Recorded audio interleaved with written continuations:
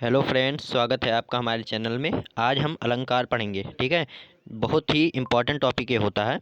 तो अलंकार हम पढ़ते हैं, बोर्ड एग्जाम में भी आता है। तो ये आप देखिए, अलंकार आज हम पढ़ रहे हैं।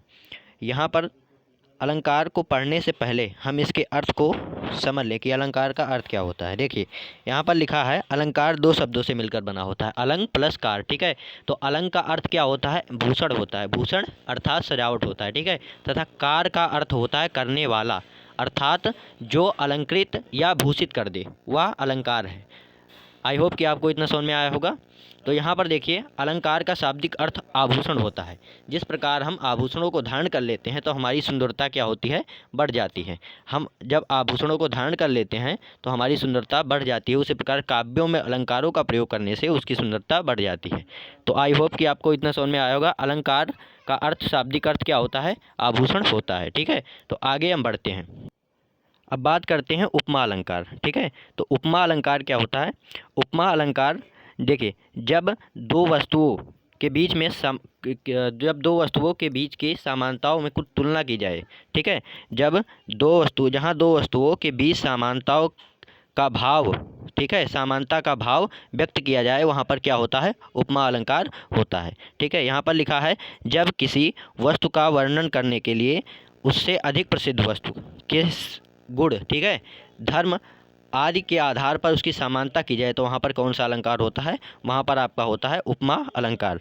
ठीक है, तो यहाँ पर उपमा अलंकार आपका ऐसे है। यहाँ पर इसके उदाहरण हो जाते हैं। जैसे आपका इसका पहला उदाहरण है, हाय फूल सी कोमल बच्ची हुई, राख की थी ढेरी। ठीक है, तो यहाँ पर लिखा है, हाय फूल सी कोमल बच्ची हुई, राख की थी ढेरी। तो यहाँ पर आप देखिए, यहाँ पर फूल और बच्ची, फूल और बच्ची के जो उनके गुण हैं, उनके आधार पर उनकी क्या की जाती है? तुलना की जाती है। तो यहाँ पर कौन सा अलंकार? उपमा अलंकार होगा। ठीक है, तो आई होप कि आपको समझ में आया होगा।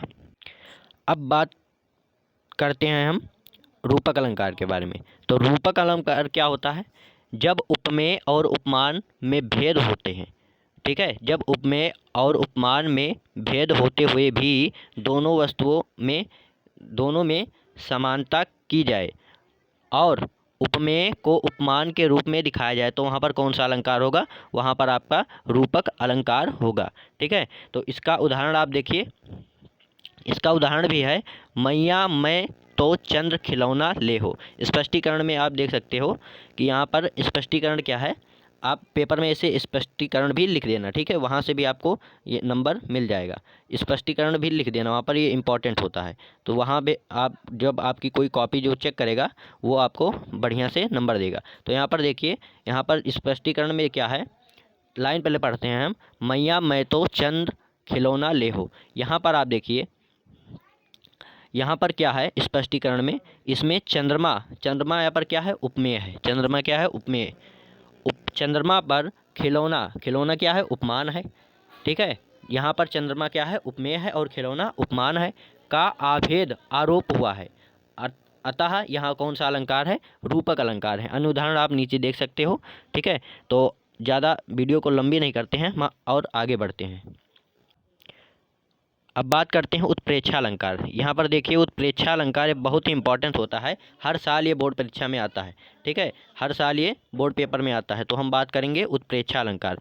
जब उपमान से भिन्नता जानते हुए भी उपमेय में उपमान की संभावना की जाए। ठीक है, या जब उपमान से भिन्नता जानते हुए भी उपमेय में उपमान की संभावना की जाए, वहाँ पर क्या होता है? उत्प्रेक्ष अलंकार होता है। वहाँ पर उत्प्रेक्ष अलंकार होता है।